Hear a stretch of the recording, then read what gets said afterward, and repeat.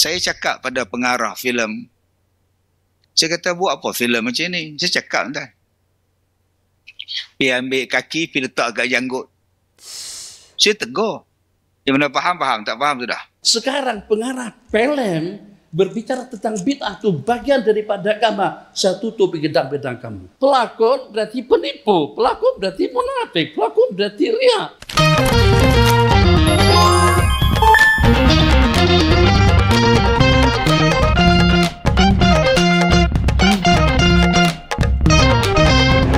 Assalamualaikum warahmatullahi wabarakatuh. Jumpa lagi dengan saya guys, Cak Mujib. Gimana kabar teman-teman semua? Semoga sehat selalu, bahagia dunia akhirat. Selamat datang di Cak Mujib TV guys. Kali ini kita akan reaksi, kita akan mendengarkan ceramah daripada Ustaz Kazim Ilyas dan juga Syekh Nuruddin. Ini berkenaan dengan hal yang viral baru-baru ini guys ya. Tanpa berlama-lama, tonton dari awal sampai akhir supaya tidak salah paham. Jom kita play videonya. Let's go. Tuan-tuan susunlah atau elok. Alhamdulillah. Sistem yang tuan-tuan buat nak bagi senang orang, nak bagi senang berurusan, buat.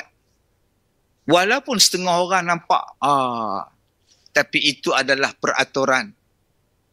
Okey, kena hormat untuk menjadikan organisasi kita hebat. Ni Datuk Tazri ni orang polis ni. Orang yang beruniform.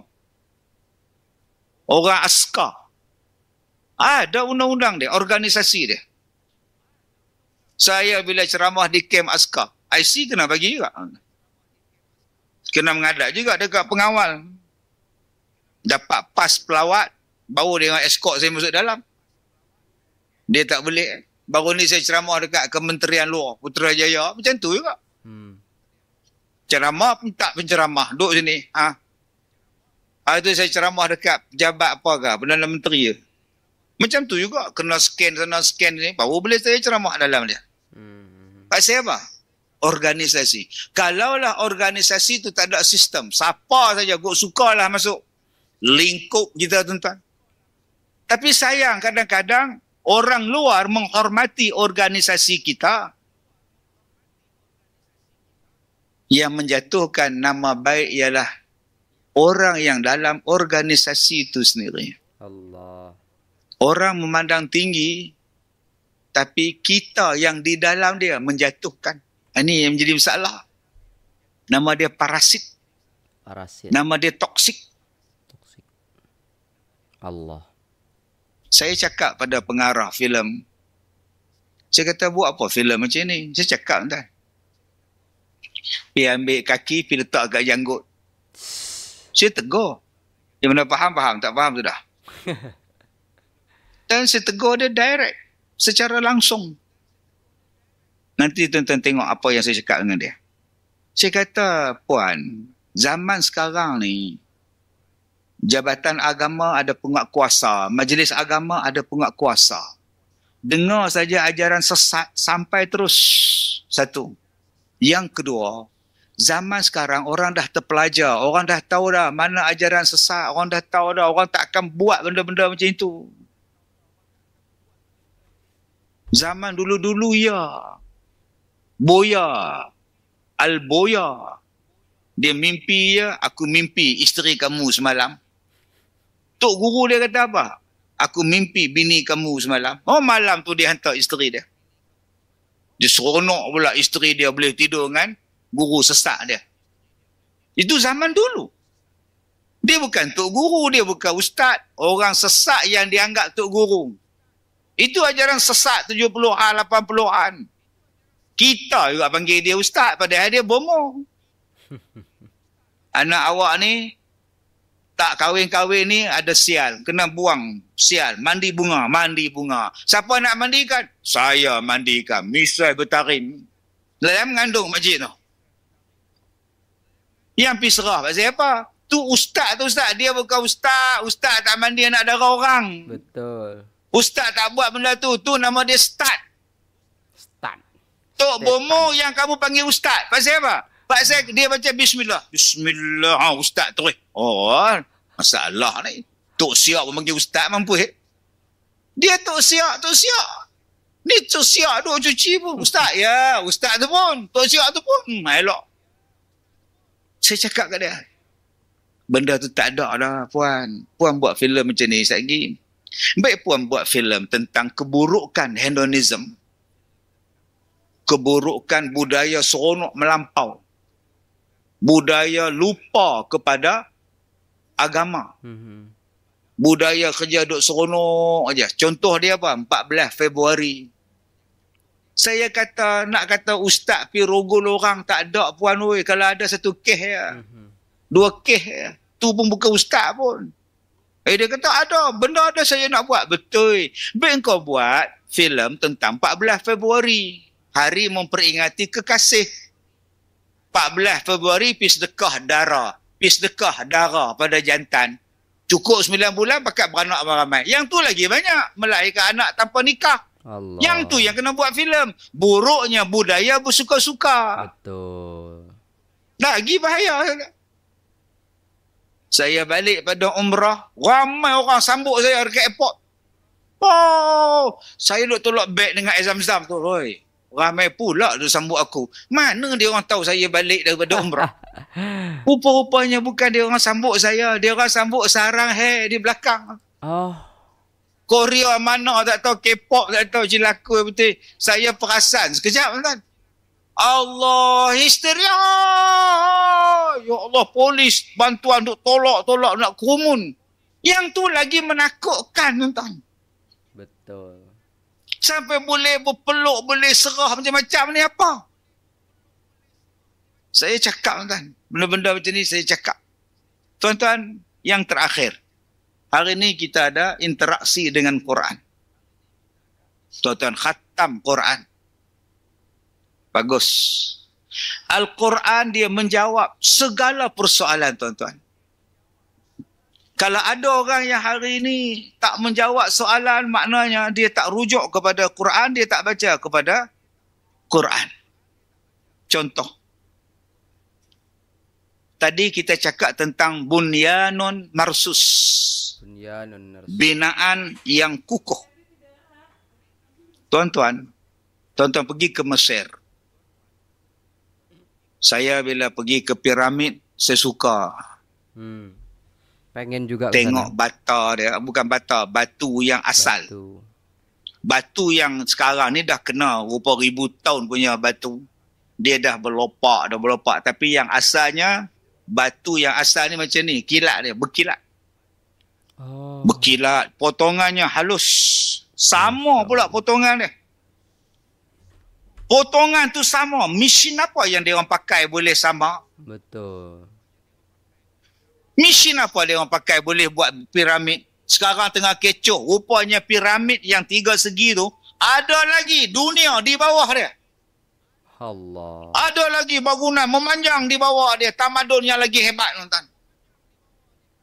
Maka timbullah teori. Apa teori dia? Yang membina piramid Babylon, Petra, ialah makhluk asing. Sebab otak mereka tak boleh fikir. Betul. Macam mana orang zaman dulu boleh buat piramid yang begini besar. Angkat dengan apa? Membuat piring yang begitu besar. Di Babylon. Apa benda ni? Siapa buat ni?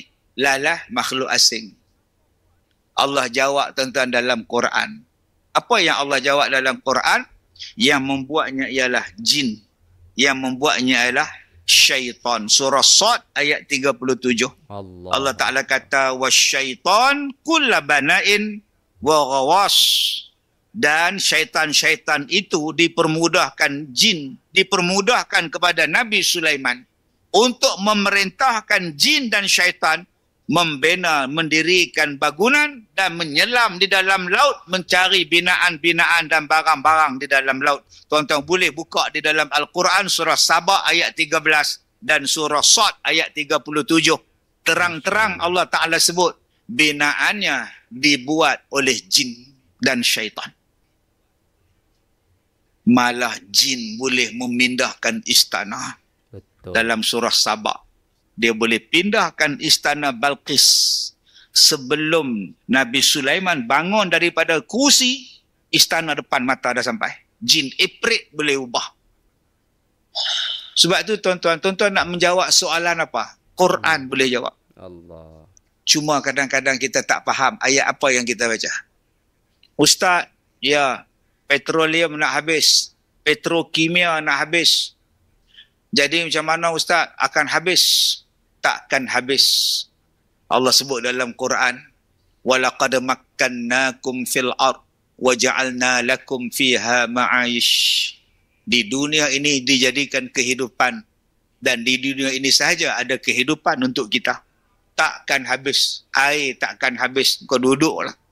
Ustaz, kita dah ramai sangat orang ni Ustaz. Kena kurangkan orang Ustaz ni. Terlalu ramai. Nanti makan tak cukup. Allah cakap dalam Quran surah Al-A'raf ayat 13. Takkan habis. Cukup untuk kita hidup. Sekarang pengarah PLN berbicara tentang bid'ah itu bagian daripada agama. Saya tutup gedang-gedang kamu. Serahkan kepada pakar-pakar spesialnya untuk berbicara. Ini kalau kita nak kaitkan dengan hadis, Nabi kita bersabda, ajra'ukum ala nari, ajra'ukum ala fatwa, ajra'ukum ala nar, ajra'ukum ala fatwa. Orang yang paling berani mencampakkan di dalam api neraka, manusia yang paling berani dalam mengeluarkan fatwa. Memang pengarah-pengarah film atau juga dengan seumpama artis-artis atau juga dengan pelakon-pelakon, mereka tidak berfatwa, tapi dalam beberapa episode, tidak kurang dari 15 episode film yang ditayangkan, itu seakan-akan sudah sama dengan fatwa. Fatwa hanya setakat beberapa orang ramai yang mendengar, yang live mungkin tahu, tapi kalau dengan tontonan mereka berbicara tentang hal ini bid'ah dhalalah, ini sesat, ini tidak boleh, ini haram. Kamu bid'ah, kamu kan pelakonan. Pelakon berarti penipu, pelakon berarti munafik, pelakon berarti riya. Dalam agama kita yang betul-betul sembahyang, betul-betul berudu, betul-betul puasa, betul-betul beribadah, tapi riya bukan karena Allah, itu saja sudah termasuk daripada dosa besar. Bagaimana kira-kira kalau itu tidak lebih daripada lakonan saja? Lakonan dengan pakaiannya, lakonan dengan tawaduknya, lakonan dengan ketuguruannya, lakonan dengan pelajarnya. Kalau tadi putus cinta, tak jadi dengan kita menikah dengan laki-laki itu sebab awak munafik. Begitulah bahasa yang paling mudah dipahami, perbandingan yang seumpamanya dengan seorang pelakon. Jadi himbauan kepada semua pelakon-pelakon dunia, terkhusus orang-orang Islam, dan juga dengan pengarah-pengarah film, kalau nak berlakon, berlakonlah style gaya kalian. Tapi jangan kaitkan dengan agama. Dalam dunia fatwa, tentang bid'ah, tentang halal dan haram, tentang syariat, itu sudah merusak. Kenapa? Sebab itu bukan pakar spesialis kalian. Kalian bukan pakarnya, bukan bidang kalian yang itu. Kamu tahu permulaan kamu itu daripada apa saja, maka jangan sampai penghujung yang dengan kita dengan penghujung yang tidak cantik. Su'ul khatimah waliyadzubillah. Usia kita semakin lanjut, kita semakin lebih cermat dan juga semakin berhati-hati, juga semakin berwaspada agar kita tidak terbabit dengan perkara bid'ah. Oke. Saya nak tanyakan, berlakon itu kalau dengan secara hukum tidak luput daripada hukum yang 5. Wajib, halal, haram, mubah, makruh. Tapi bagaimanapun, apakah kita sepakati lakonan dan pelakon itu termasuk daripada perkara bid'ah? Apakah Anda berani mengatakan jadi pelakon itu bagai orang yang terlibat dalam suatu perbuatan bid'ah? Sahabat yang mana yang berlakon? Ada. Ada pendapat mengatakan boleh sebagai seorang pelakon. Oke, dengar dulu. Bunyinya hadisnya seperti apa? Laisa bil kadzab atau laisa bil kadzib may yakdzib liyusliha bainan nas. Bukanlah dusta sabda Nabi, tidak berdusta seseorang yang berdusta untuk memperbaiki, untuk mengislah, untuk mempertemukan antara dua orang yang bertengkar. Tapi apakah yang berdusta tadi itu pakai baju tok guru, pakai janggut panjang, pakai sorban? Oke, renung sejenak. Berdusta ya berdusta, tapi demi tok maslahat. Isa, Pak Long, abang, malam bang, abang ini musuhan dengan Bang Sanusi. Jadi saya katakan, bang, tahu tak? Masa habis jumpa Bang Sanusi di Perlis, Bang Sanusi sebut-sebut dalam sepanjang jalan. Ada teman saya di Merbok, orangnya Masya Allah, pada tak jumpa mana, tak jumpa pun, tak pernah simbang dengan Bang Sanusi seperti itu. Tapi berrekayasa cerita tadi itu supaya abang boleh berbaik. Tapi Abi tidak berubah gaya hidup. Abi berdusta aja. Ini bukan berdusta. Pakaiannya dusta, lakonannya dusta, ucapannya dusta. Dan juga berbicara tentang agama yang bukan bidang kalian. Yang bukan bidang mereka. Tadi dengan kita marah sungguh. Kalau seandainya Jakim tahu, Jawi tahu, atau pihak majelis agama, atau kejabatan fatwa, mengetahui bahwasanya ada dengan seorang buka klinik perobatan, sedangkan orang tahu itu bukan pakar.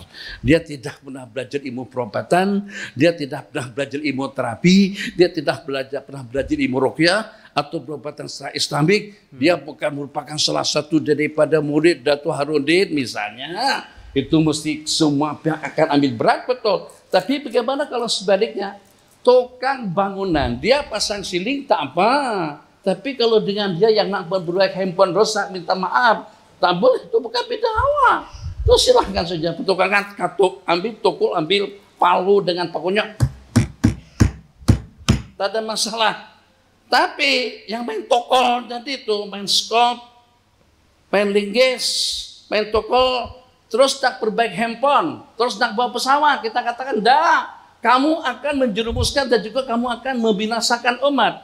Kalau dia katakan saja macam kita ini nak bawa pesawat, itu tidak akan sampai ke destinasi, akan sampai ke alam akhirat, akan sampai ke alam kubur. Sebab itu bukan bidang kita bukan pilot. Dengan driver yang tanpa dia memandu pun kita minta maaf, biar saya yang mandu. Insya Allah kita akan sampai dengan selamat daripada yang tidak pernah bawa kereta, terus memandu, akan keselamatan penumpang lebih kita pikirkan berbanding dengan keselamatan agama kita dalam masalah hukum agama. Allahumma shalli ala sayyidina Muhammad. Ya, selesai videonya dan itulah tadi Ustadz Kazim Ilyas dan juga Syekh Nuruddin Al-Marbu Al-Banjari Al-Makki. Masya Allah, tabarakallah, ya, teguran yang sangat-sangat keras ya kepada pengarah film, pelakon-pelakon. Jadi kalau memang bukan bidangnya janganlah berlakon. Maksudnya jangan membuat seperti itu. Itu kata Ustaz dan Syekhnya tadi ya guys ya. Masya Allah tabarakallah. Dan semoga ini menambah wawasan dan pengetahuan kita semua ya guys ya. Semoga ini menambah pelajaran dan ilmu kita. Amin amin ya rabbal alamin. Terima kasih sudah tengok video ini sampai selesai. Jangan lupa like, share, dan subscribe. Saya pamit undur diri. Assalamualaikum warahmatullahi wabarakatuh.